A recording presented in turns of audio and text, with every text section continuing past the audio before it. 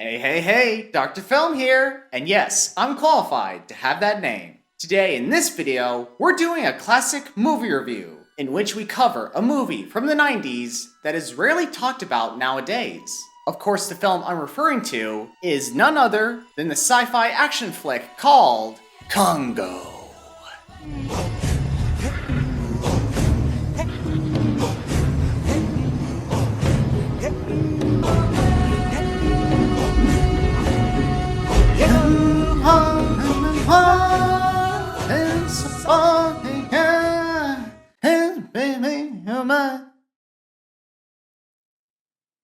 Awkward. As always, if you're new to the channel, please subscribe for reviews and more. And please follow me on Instagram at DrFilmRonces for updates on my channel. And so, without further ado, let us begin. The characters.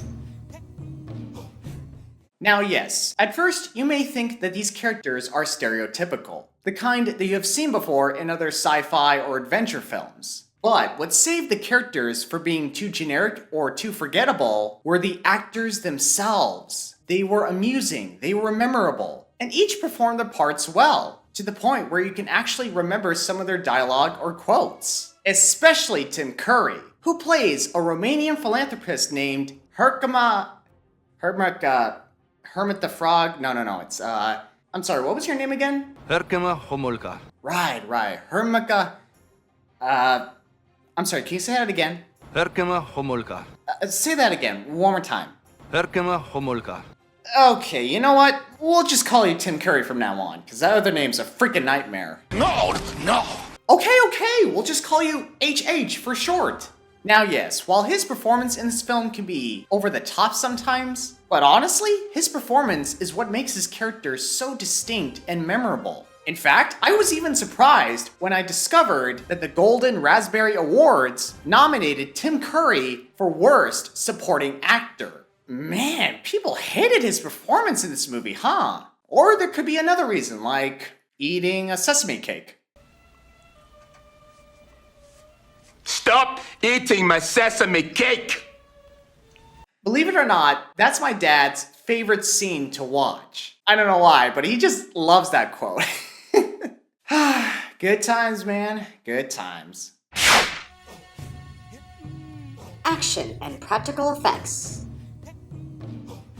Now, truth be told, the action and adventure doesn't start until we're at the 38 mark. But don't worry, it's worth the wait. The film offers thrilling sequences, jaw-dropping shootout scenes, and even when there's no action at the moment, you would still be mesmerized by the character's journey into the jungle. However, the editing in the action sequences can be quite questionable, such as in this scene.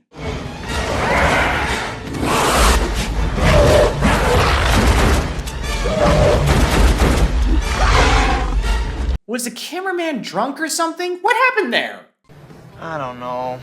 Now let's talk about the central aspect of this movie, the gorillas. Since they couldn't get real animals on set, they created these lifelike animals through costumes and practical effects, thanks to Stan Winston Studios. Yes, the same studio that worked on popular films, such as The Terminator, Predator, Jurassic Park, you name it. The studio did well with some of the designs of the gorillas, especially with the use of animatronics to control the eyes and mouth. But there was one particular gorilla that didn't age well, such as Amy, the talking gorilla. Let me explain. You see, during the production of this movie, the studio received instructions to design Amy as a lowland gorilla to make her more appealing, more feminine. And man, will it forever be their biggest mistake right there. Because for one, designing Amy as a lowland gorilla makes no sense. Because the movie is about an expedition that's taking Amy back to where she came from. But here's the thing, the gorillas that we see in the movie are mountain gorillas, not lowland gorillas. And the film expects us to believe that she's a mountain gorilla too? Seriously? Whatever. As for the gray gorillas, some of them looked intimidating and horrifying to look at. But some looked like people wearing gorilla costumes. The reason for this is because of the budget constraint. Despite having $50 million in their budget, it wasn't enough to cover the costs of the makeup and costume effects for the gray gorillas. So the studio had to improvise, having most of the extras wearing standard gray gorilla costumes, with some having no eyeballs for some reason. Heck, even Tim Curry pointed that out.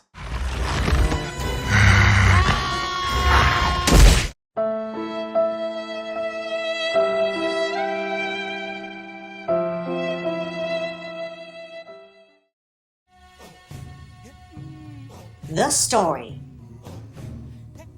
Now, for those who don't know, the story derives from the 1980 novel called Congo, written by Michael Crichton. Yes, the same author who wrote the science fiction novel Jurassic Park, published in 1990. So yeah, as you can tell, some audience members back then had high expectations for this film. Furthermore, after rewatching this film in preparation for this review, I admit the story was predictable, it had concepts and ideas you've seen before, and most of all, having Amy, the talking gorilla, actually talking.